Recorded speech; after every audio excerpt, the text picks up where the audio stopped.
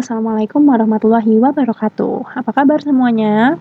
Semoga kalian semua dalam keadaan sehat walafiat dan dilancarkan segala urusannya. Baik, pada pertemuan kali ini kita akan belajar melalui video pembelajaran. Ibu mengingatkan kembali, jangan lupa untuk melakukan presensi di link yang absennya sudah saya cantumkan di e-learning kalian masing-masing. Nah, sekarang pada pertemuan kali ini kita akan belajar mengenai penilaian persediaan. Tapi kita flashback dulu nih, pada pertemuan sebelumnya kita sudah belajar tentang pencatatan persediaan. Kita sudah membahas apa sih pengertian persediaan, klasifikasi persediaan di perusahaan jasa, dagang, dan manufaktur. Lalu bagaimana pengendalian internal persediaan barang dagang, pengakuan kepemilikan barang dagang dalam perjalanan dengan metode FOB Shipping Point dan FOB Destination, serta pencatatan mutasi persediaan barang dagang dengan metode periodik dan perpetual. Kalau kita ingat-ingat kembali nih, perbedaan antara pencatatan periodik dan perpetual. Kalau di periodik itu, pencatatannya hanya dilakukan pada periode tertentu atau akhir periode dan akan dilakukan perhitungan fisik berapa jumlah persediaan yang tersisa di gudang kita. Namun, berbeda dengan metode periodik, untuk metode perpetual akan mencatat setiap mutasi persediaan barang yang terjadi dari setiap transaksi, misal ada transaksi pembelian, penjualan, dan lain-lain. Sehingga melalui metode perpetual nantinya dapat diketahui berapa sisa persediaan tanpa harus melakukan perhitungan fisik di gudang. Namun meskipun begitu, metode perpetual ini kadang juga tetap melakukan perhitungan secara fisik, tapi hanya untuk melihat apakah catatan mutasi persediaan sudah sesuai dengan jumlah yang ada di gudang.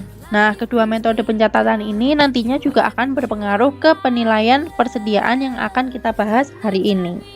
Oke, sebelum masuk ke bagaimana sih penilaian persediaan, kita pahami dulu bahwa pada akhir periode akuntansi, setiap perusahaan itu pasti melakukan penilaian persediaan atas persediaan barang dagangnya untuk mengetahui berapa sih besar biaya perolehan barang dagang yang terjual sebagai harga pokok penjualan dan berapa biaya perolehan barang yang belum terjual sebagai nilai persediaan akhir.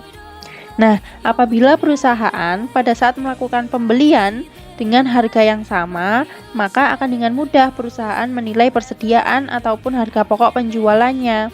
Tapi dalam prakteknya sangat jarang ditemui pembelian barang dagang itu dengan harga yang sama. Misal dari awal periode sampai akhir periode harganya tetap 10.000 aja, itu jarang banget kita temui ada kasus seperti itu. Yang sering kita temui setiap ada pembelian cenderung harga barang dagang itu cenderung naik atau mungkin turun, sehingga untuk menilainya ada metode khusus yang harus diperhatikan.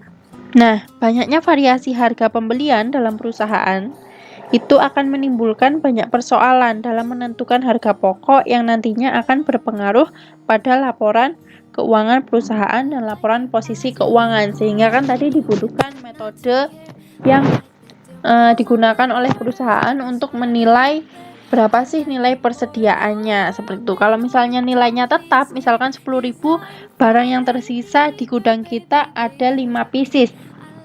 Ya sudah, kita hitung saja penilaian persediaannya 5 pieces dikalikan dengan harga 10.000 itu. Nah, tapi kan biasanya di perusahaan harga barangnya cenderung naik nih. Jadi otomatis kita nggak tahu, oh yang 5 pieces ini apakah memang harganya 10.000 semua, ataukah mungkin sebelumnya kita beli dengan harga 9.000. Lalu selanjutnya kita beli dengan harga 10.000, sehingga kan ada perbedaan nilai nih. Nah, dari sini kita perlu melakukan perhitungan penilaian persediaan dengan berbagai metode. Nah, tapi biasanya satu perusahaan memiliki kebijakan untuk menggunakan satu metode saja.